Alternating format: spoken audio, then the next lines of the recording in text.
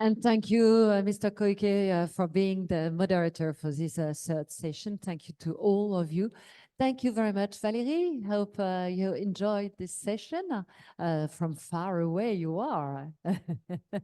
Thank you very much. That was the last session and the third session, and it's almost the end of our day. If you want to get back to your seat, you can. I think you already sit a long time here. And thank you very much. And I think the purpose of this EMAK is networking.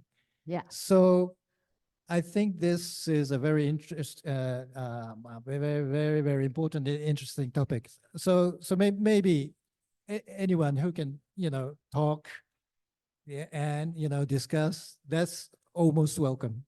Yeah, a little bit later on. For the moment, we will have the first closing, and for that, we will welcoming Dr. Emma Mooney. Dr. Emma Mooney for the first closing session. What do you want to come over on? Thank you very much. Thanks. So first of all, just thanks so much to all the contributors today. I have long lists of all the things I thought I'd take notes about, a few key points. There are so many key points to take from today. I think that I'm not going to go through them, but mainly I should move the microphone closer to my mouth. The task today was to look at the evolution of energy efficiency policies into demand side energy policies. And I think we've achieved that in no small way. We've looked at policy solutions in action in Japan, in the EU, in ASEAN, Australia, Brazil, and Canada. And we've seen examples from across the policy packages of regulation, information, and incentives.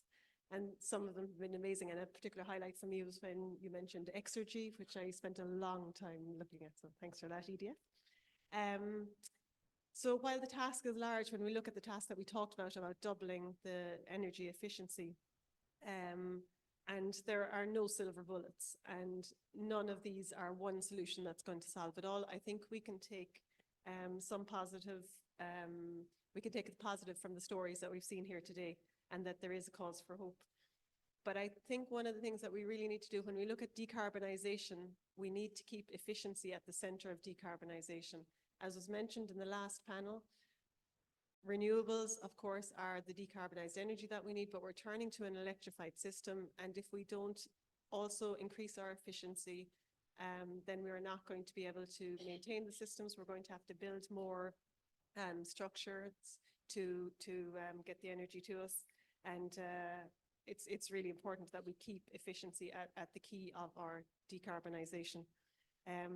The other thing that we really need to do, and it's reflected in the name of our own office, is we changed from energy efficiency to energy efficiency and inclusive transitions. And we need to keep people at the center of our decarbonization. And we need to remember that people are not only central in terms of the energy users, but they're prosumers. Now we're all part of the energy system, and for the energy system to work, we all need to be involved in the energy system. I'm going to finish by where I started this morning, in thanking METI for leading the EMAK task, in thanking the Energy Conservation Centre in Japan for organizing this event, and a huge thank you to the Energy Efficiency Hub, who are always wonderful and great contributors and collaborators with us in the Energy Efficiency and Inclusive Transitions Office. Thank you very much indeed.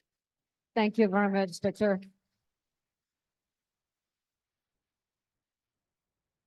So for the second closing remark, let us welcome Mr. Haruto Shinoda, Assistant Director Henri METI, Japan, the host of this workshop. Thank you very much.